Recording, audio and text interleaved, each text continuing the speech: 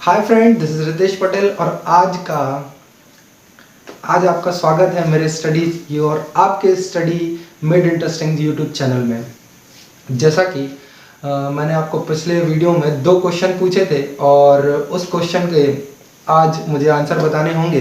तो पहला जो आंसर होगा कि भाई किस मगध शासक का नाम मित्रघात होता है, तो है सिंहसेन और बिंदुसार। ये दोनों ही आंसर सही हैं क्योंकि बिंदुसार को ही सिंहसेन और अमित्रघात के नाम से जाना जाता है। दूसरा क्वेश्चन था कि भाई संस्कृत भाषा का सबसे जो बड़ा अभिलेख किस अभिलेख को माना जाता है, तो आंसर होगा जूनागढ़ अभिलेख। राइट, हाँ जी सर। और आज के 2 क्वेश्चन जिसको आपको भाई आंसर बताने हैं और कमेंट करिएगा प्लीज़। ये पहला क्वेश्चन ये हो गया और दूसरा क्वेश्चन ये रहा। दोनों ही क्वेश्चन पढ़ लीजिए भाई, कमेंट कर दीजिए करिए यार, ऐसा मज़ा नहीं आता है ना। तो कमेंट करिए, दोनों ही क्वेश्चन के आंसर बताइए मुझे। ऐसे ही तो इंटरेक्शन बढ़ेगा अपन लोगों के बीच में, है ना।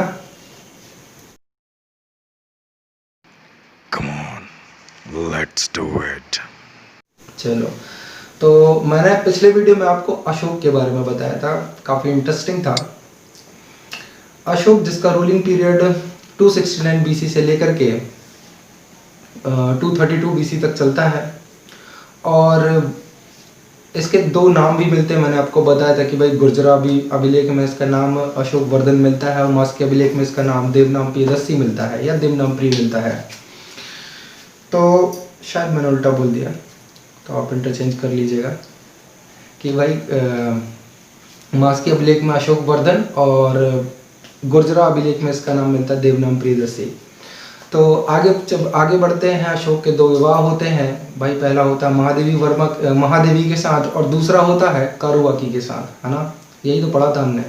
और फिर भाई कारुवाकी कौन थी? भाई कलिंग की राजकुमारी थी। कलिंग युद्ध के बाद 261 बीसी में कलिंग युद्ध होता है, जो कि एट प्रेजेंट अभी उड़ीसा माना जाता है ना।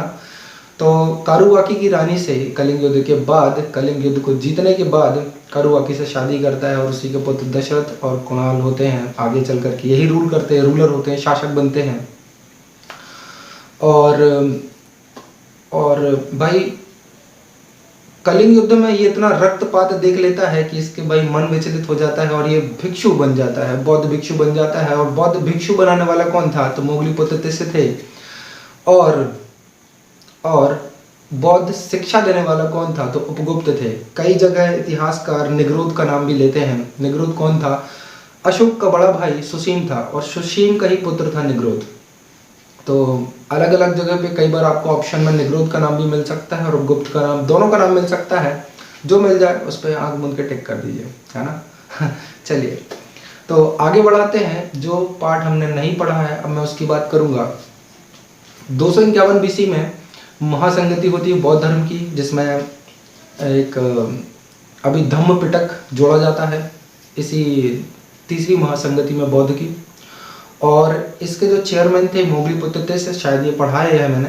तो मोगलीपुत्र तिस्य बहुत इंपॉर्टेंट आदमी है, आपको नाम याद रखना पड़ेगा इनका। उसके बाद अपने 10वें शासनकाल में अशोक गया की यात्रा करते हैं। हाँ जी सर, गया की यात्रा करते हैं। और 20वें शासनकाल में लुम्बिनी की यात्रा करते हैं। ये कपिलवस्तु जो लुम्बिनी में है, तो ये जो नेपाल में है, ये यहाँ पर गौतम बुद्ध का जन्म हुआ था और गया में इनको ज्ञान की प्राप्ति हुई थी। और जैसे ही भाई समय बीतता है, ये यात्रा अपनी बढ़ाते चले जाते हैं। सबसे पहले गया, उसके बाद लुम्बिनी, फिर कपिलवस्तु के बाद सारनाथ के बाद श्रावस्ती। ऐसा एक सीक्वेंस है जो आपको सीक्वेंस याद रखना है। राइट, हाँ जी सर, आपको सीक्वेंस याद रखना है, या ये बात आप याद रखिएगा, ये सीक्वेंस आपको याद रखना है ना। सीक्वेंस बहुत ही इंपॉर्टेंट है।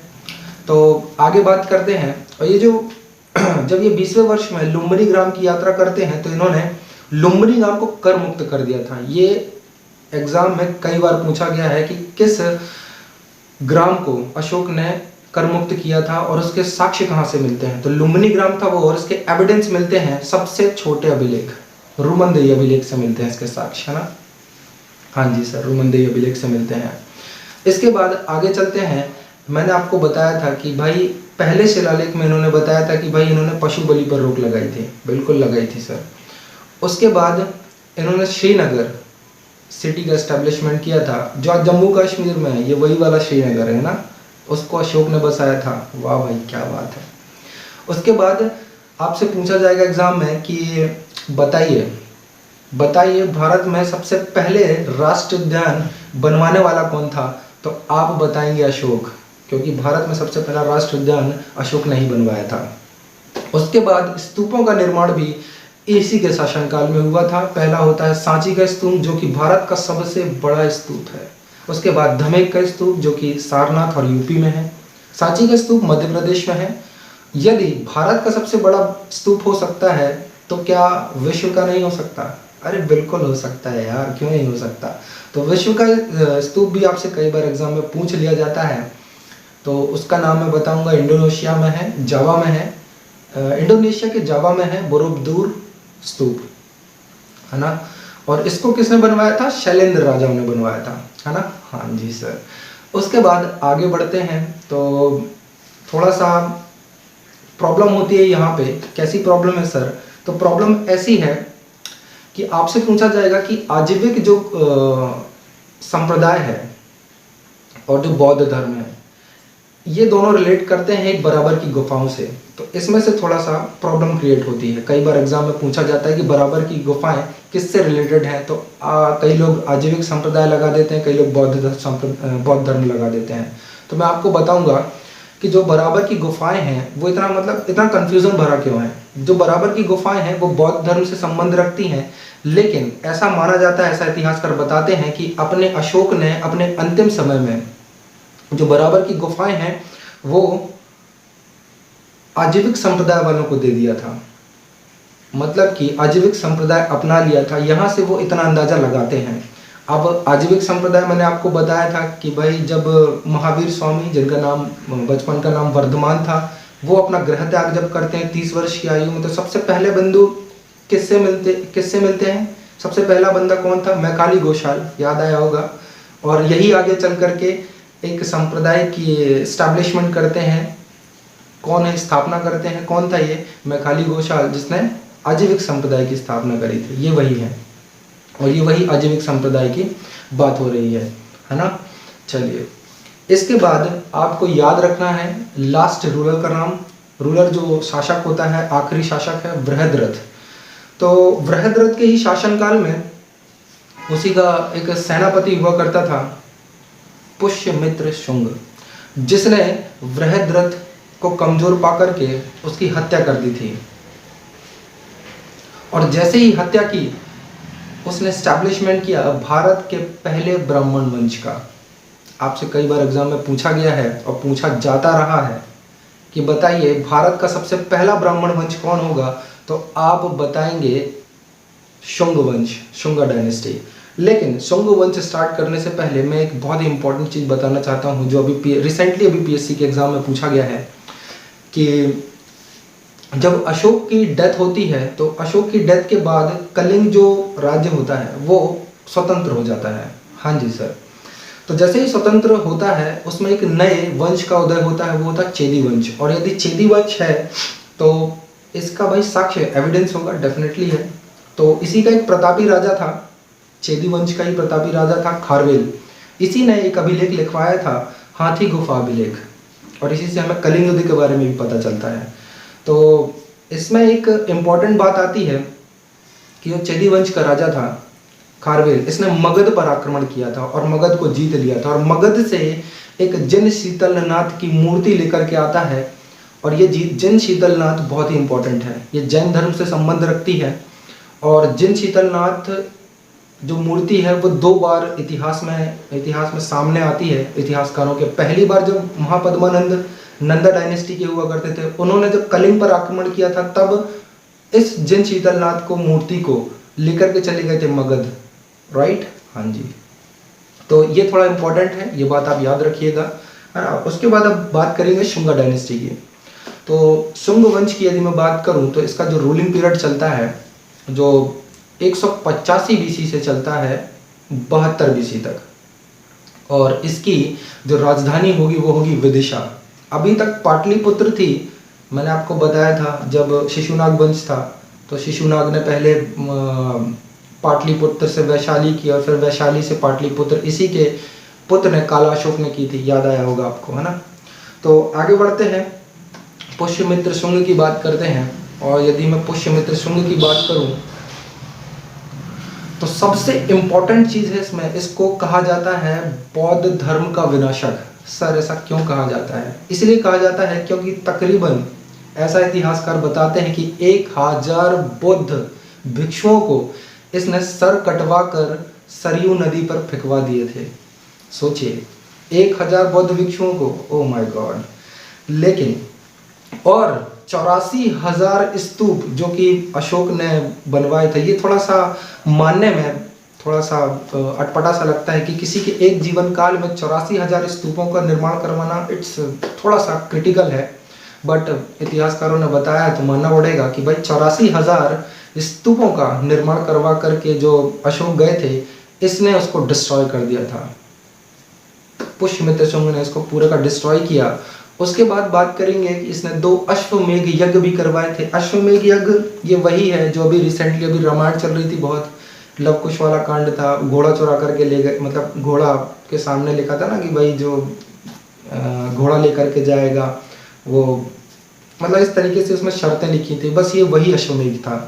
तो ये किसके द्वारा करवाया गया था ये भी एग्जाम में पूछा जाता है, तो पतंजलि के द्वारा करवाया गया था। और एक चीज और, पतंजलि का जो योगदान है वो संस्कृत की व्याकरण में बहुत ज़्यादा है। तो आप याद रखिएगा संस्कृत की व्याकरण का विकास का श्रेय जाता है पतंजलि को, तो याद रखिएगा, इंपॉर्टेंट चीज़ है। उसके बाद मनुस्मृति, आपसे पूछा जाएगा एग्जाम में कि मनुस्मृति की रचना किसके शासनकाल में हुई थी, तो आप बताएंगे पुष्यमित्र शुंग के शासनकाल में हुई थी, राइट। हाँ जी सर। और इसी के शासनकाल में एक हिंद यूनानी आया था। जब मैं आपको, जब मौर्योत्तर काल के बाद जब मैं आपको विदेशी आक्रमण पढ़ाऊंगा तो मैं आपको बताऊंगा कि पहले जो डेमेट्रियस आया था, उसके बाद यूक्रेटाइटस आता है, उसके बाद मिनांडर आता है। याद रखिएगा मिनांडर आता है लेकिन सेकंड आक्रमण यूक्रेटाइटस के बाद, इसी के वंश का था मिनांडर। तो कई लोग इसमें थोड़ा सा कंफ्यूज होते हैं कि मिनांडर आया था या डेमेट्रियस आया था, कौन आया था। तो ये बात याद रखिएगा, जो डेमेट्रियस आया था वो पुष्यमित्र शुंग के शासनकाल में आया था, क्योंकि जब पुष्यमित्र शुंग को राज करते तकरीबन 2 ही साल हुए थे, मतलब कि 183 बीसी में आया था कौन, डेमेट्रियस, और इसी को हराया था किसने, पुष्यमित्र शुंग ने। बहुत ही मतलब बहुत ही वीर राजा थे, सोचिए। उसके बाद बात करेंगे कि अग्निमित्र की बात करेंगे, इसी के ही पुत्र की बात करेंगे, अग्निमित्र की बात करेंगे। और अग्निमित्र से केवल एक ही इंपॉर्टेंट क्वेश्चन है कि अग्निमित्र और इसी की एक प्रेमिका हुआ करती थी मालविका, एक राजकुमारी थी मालविका, और इन्हीं दोनों के ऊपर एक नाटक लिखा गया है। एक नाटक लिखा गया है किसके द्वारा, कालिदास के द्वारा, मालविकाग्निमित्रम। तो ये बहुत इंपॉर्टेंट है, आपसे कई बार एग्जाम में पूछा जाएगा कि मालविकाग्निमित्रम के जो नायक हैं वो कौन हैं, तो आप बताएंगे अग्निमित्र, जो कि शुंगा डायनेस्टी के ही उत्तराधिकारी हैं, है ना जी। हाँ जी सर। चलिए अब मैं बात करूंगा, अच्छा अग्निमित्र के बारे में एक चीज और है कि इसने बौद्ध धर्म को संरक्षण दिया था। ये इधर से पता चलता है कि जो सांची का स्तूप है इसने उसकी मरम्मत करवाई थी। हाँ जी सर, इसकी मरम्मत करवाई थी, और इसी से इतिहासकारों ने अंदाजा लगाया कि भाई इसने बौद्ध धर्म का संरक्षण दिया था। बिल्कुल, हाँ जी सर। अब आपको लास्ट रूलर का नाम याद रखना है शुंगा डायनेस्टी में, शुंग वंश में। सर वो कौन था, वो था देवभूति, है ना। अब देवभूति, अच्छा शुंग वंश में एक और इम्पोर्टेंट चीज है, अभी तक जो स्तूप थे, स्तूप के चारों ओर लकड़ी के एक दीवार बनाई जाती थी, लेकिन अब पत्थरों की बनवाई जाने लगी। आपसे पूछा जाएगा कि भाई स्तूप के चारों ओर की दीवार पत्थरों की कब, किसके शासनकाल में बनवाई जाने लगी या किस वंश के शासनकाल में बनवाई जाने लगी, तो आप बताएंगे शुंग वंश के में, राइट। हाँ जी, ये भी इंपॉर्टेंट है। कई बार एग्जाम में पूछ लिया जाता है, तो आपको पढ़ना सब है, बाकी बाकी तो ऊपर वाले के हाथ में है ना, क्या आना है क्या नहीं आना। तो चलिए, पढ़ना अपन को सब है। उसके बाद मैं बात करूँगा देवभूति की, जो कि आखिरी रूलर होता है, और इसी के शासनकाल में सचिव हुआ करता था वासुदेव। इसने जैसे ही देखा कि भाई देवभूति कमज़ोर पड़ रहा है, तो वासुदेव ने इसको निपटा दिया, मतलब इसकी हत्या कर दी, और इस्टेब्लिशमेंट करता है कण्व वंश का, कण्वा डायनेस्टी का।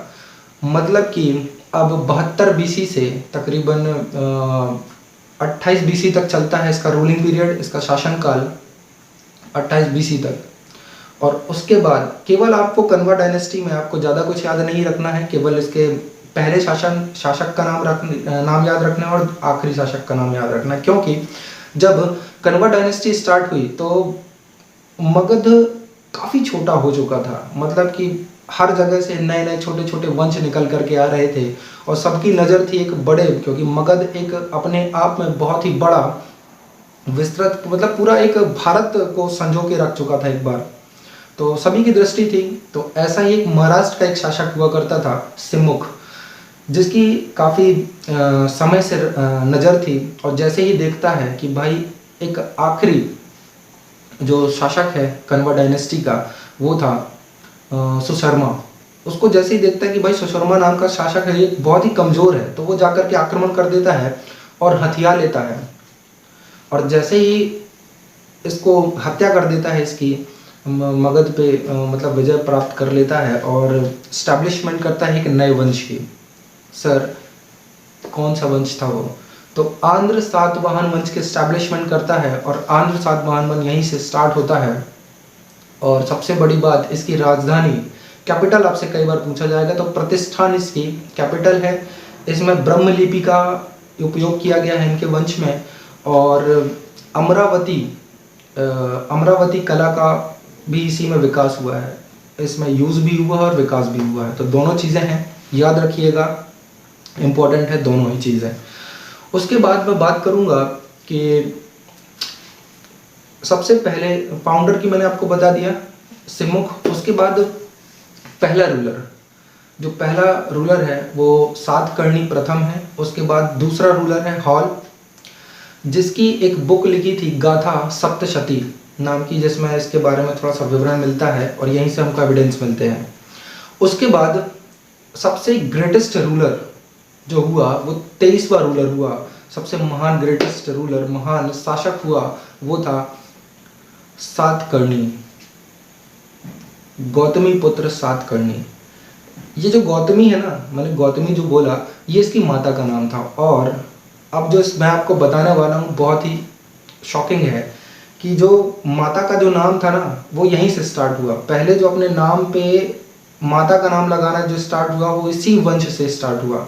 इसने काफ़ी कुछ पहले किया, जैसे कि शीशे का जो सिक्के चलाने इसने स्टार्ट कर दिए। तो कई बार आपसे एग्जाम में पूछेगा, भाई शीशे के सिक्के किसके शासनकाल में चलाए गए थे? तो आप बताएंगे सातवाहन वंश, गौतमी पुत्र सातकर्णी। सप्तकर्णी भी है, सातकर्णी भी है, जो एग्जाम में आ जाए वो आप टिक लगा दीजिएगा, है ना, दोनों चीज़ें हैं। उसके बाद सबसे इम्पोर्टेंट चीज़ कि ब्राह्मणों को जो भूमि दान की जो प्रथा है, वो भी यहीं से स्टार्ट होती है, इसी वंश से, इसी शासक ने स्टार्ट करी थी।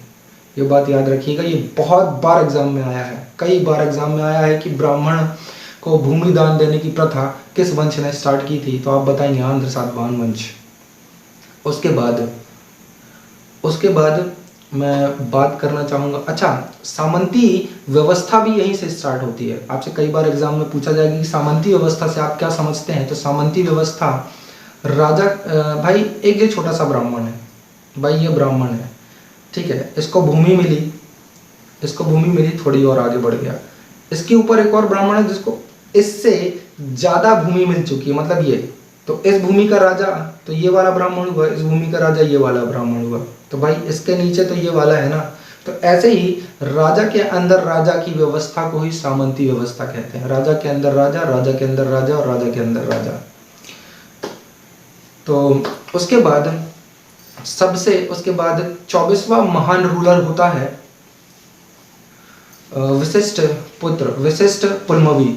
विशिष्ट पुलमवी होता है और इसको पहला आंध्र सम्राट भी कहा जाता है पुलमवी को। तो कई बार आपसे एग्जाम में पूछा गया इसके बारे में, तो याद रखिएगा पहला आंध्र सम्राट पुलमवी को माना जाता है। और आखिरी रूलर जो होगा आंध्र सातवाहन वंश का वो होगा कौन? पुलमवी तृतीय। अच्छा, मैंने आपको ये चीज़ नहीं बताई, 28 बीसी से लेकर के इसका जो रूलिंग पीरियड चलता है आंध्र सातवाहन वंश का, वो चलता है 28 बीसी से 3rd सेंचुरी तक, मतलब 300 सेंचुरी एडी तक। अब बीसी खत्म हो गई भाई, अब बिफोर क्राइस्ट नहीं पढ़ना है, ठीक है? हाँ जी, तो आज का वीडियो यहीं तक था। अब हम नेक्स्ट जब भी पढ़ेंगे तो हम विदेशी आक्रमण पढ़ेंगे, उसके बाद गुप्ता डायनेस्टी पढ़ेंगे। तो तैयार रहिएगा अगले वीडियो के लिए, और इस वीडियो में आप लाइक शेयर एंड सब्सक्राइब ज़रूर करें। आप लोग कमेंट्स करिए, बिना कमेंट्स के मुझे पता नहीं चलेगा। रिस्पॉन्स कीजिए मेरे वीडियो का प्लीज़। तो शेयर और लाइक, एटलीस्ट सब्सक्राइब करो यार, ऐसा नहीं चलता है, तभी तो पता चलेगा कितने वीडियोस मैंने डाल दिए यार। चलिए, तो थैंक यू वेरी मच।